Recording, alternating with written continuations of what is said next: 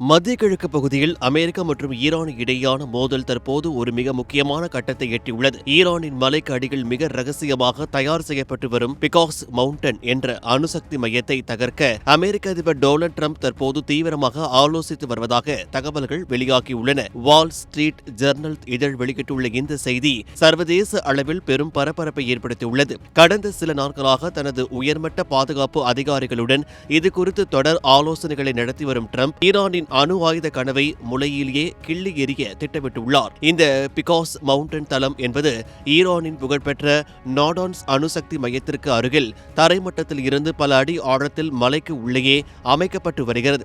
சுமார் 5000 சதுர மீட்டர் பரப்பளவை கொண்ட இந்த தளம் நவீன ஏவுகணைகளால் கூட எளிதில் தகர்க்க முடியாத அளவிற்கு பாதுகாப்பாக கட்டப்பட்டுள்ளது.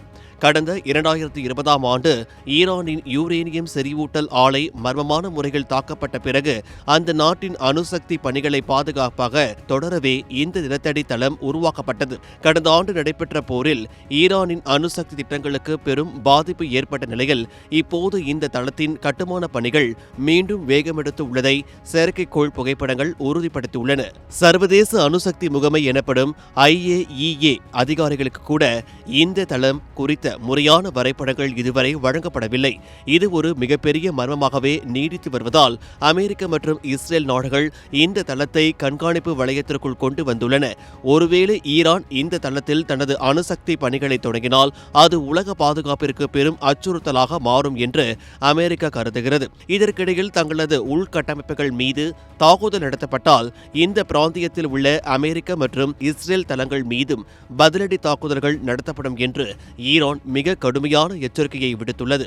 அமெரிக்காவின் முன்னாள் பாதுகாப்புத்துறை அதிகாரிகள் இதுகுறித்து பேசுகையில் ஈரானின் அணுசக்தி பலம் மீண்டும் தலை தூக்கக்கூடாது என்பதில் ட்ரம்ப் மிக உறுதியாக இருக்கிறார் என்றும் அதற்கான ஒரு முக்கிய இலக்காகவே இந்த பிகாஸ் மவுண்டன் தளம் பார்க்கப்படுகிறது என்றும் கூறியுள்ளனர்.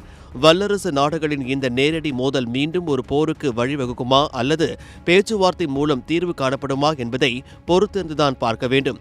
உலக அரசியலில் ஒரு மிகப்பெரிய மாற்றத்தை ஏற்படுத்தப் போகும் இந்த நகர்வு சர்வதேச எரிசக்தி சந்தையிலும் ஒரு நிலையற்ற தன்மையை உருவாக்கியுள்ளது.